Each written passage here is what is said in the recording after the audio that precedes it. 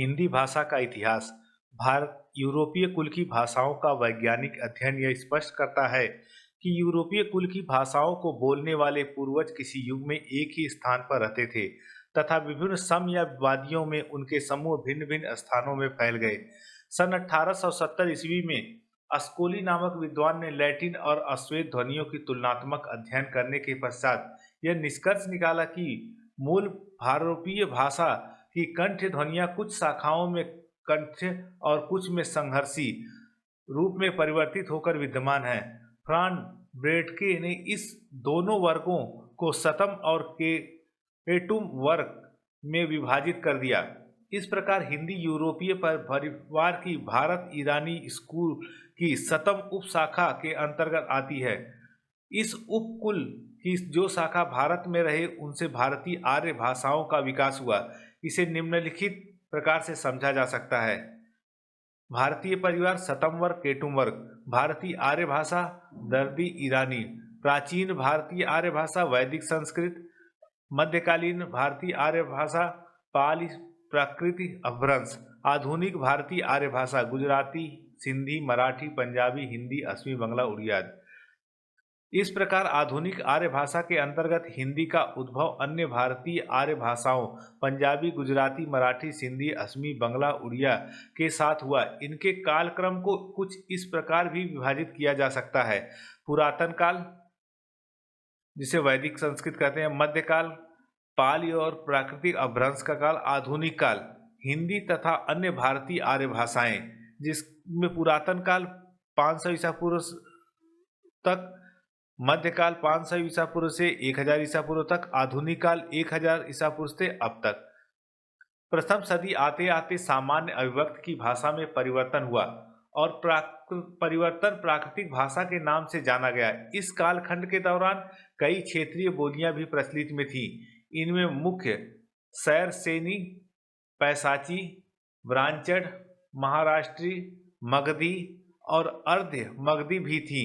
प्राकृतों से तो विभिन्न रूपों में अपभ्रंशों का उद्गम व विकास हुआ। अपभ्रंशों के इस विकास में हिंदी भाषा का उद्भव स्पष्ट दिखाई देता है। इस प्रकार सैरसैनी मगधी और अर्ध मगधी के रूप में हिंदी का विकास हुआ। हिंदी भाषा का विकास। हिंदी भाषा की जननी संस्कृत है। संस्कृत पाली प्राकृतिक भाषा से होती हुई अपभ्रंश तक पहुंचती है, फिर अपभ्रंश अहवट से गुजरती हुई प्राचीन आरंभिक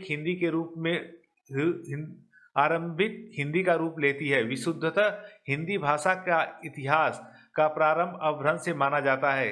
हिंदी का विकास क्रमशः संस्कृत पाली प्राकृतिक अपभ्रंश अहवट प्राचीन और प्रारंभिक हिंदी। हिंदी भाषा के विकास को 3 भागों में विभाजित किया जा सकता है: प्राचीन काल, मध्यकाल, आधुनिक काल।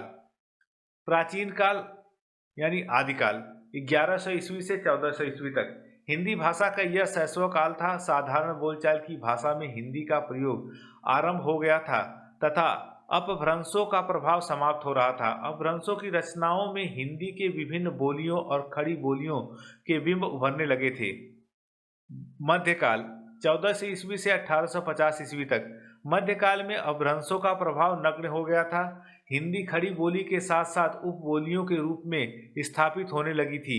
अमीर खुसरो ने हिंदी के शुद्ध स्वरूप को लेखन शैली में प्रयोग किया। उधर निर्गुण धारा के कवि कबीर, दादू नानक, रैदास आदि भी खड़ी बोली का प्रयोग करने लगे। इस काल में ब्रज और अवधी ने भी हिंदी साहित्य के क्षेत्र में अपना अधिकार जमा लिया। आधुनिक काल 1850 ईस्वी से अब तक।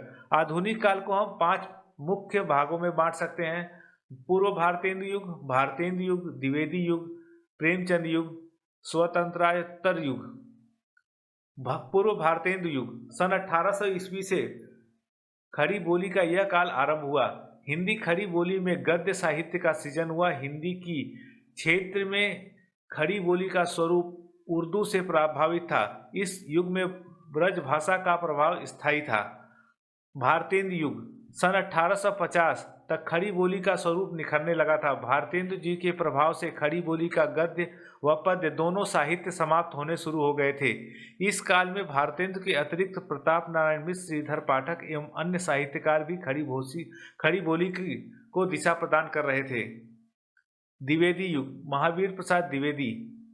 खड़ी बोली के विकास का यह तृतीय चरण था। 1900 से 1925 तक द्विवेदी जी ने खड़ी बोली को स्थिरता प्रदान की। द्विवेदी जी ने भाषा की शुद्धियों को दूर किया, उसे परिमार्जित किया। इस युग में महावीर प्रसाद द्विवेदी के अतिरिक्त बाबू श्याम सुंदर दास, आचार्य रामचंद्र शुक्ल, सूर्यकांत त्रिपाठी निराला, सुमित्रा नंदन पंत, महादेवी वर्मा आदि के साथ प्रयासों से खड़ी बोली का परिमार्जित रूप निकल कर आया।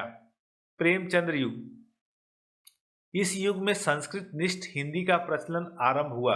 प्रेमचंद्र के अतिरिक्त भगवती चरण वर्मा, राहुल सांस्कृतायन, नागार्जुन, सुभद्र कुमारी चौहान, केदारनाथ अग्रवाल, शिवमंगल सिंह सुमन, डॉक्टर नागेंद्र हजारी प्रसाद द्विवेदी, डॉक्टर धीरेन्द्र वर्मा आदि साहित्य सृजन में तल्लीन थे।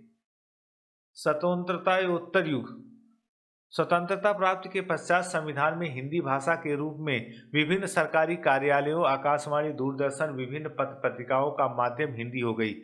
आज भी हिंदी का प्रभाव तेजी से बढ़ रहा है। विभिन्न शोध, प्रबंध, गद्य पद्य लेखन, हिंदी के विकास हेतु विद्यालयों की स्थापना आदि कार्य चल रहे हैं।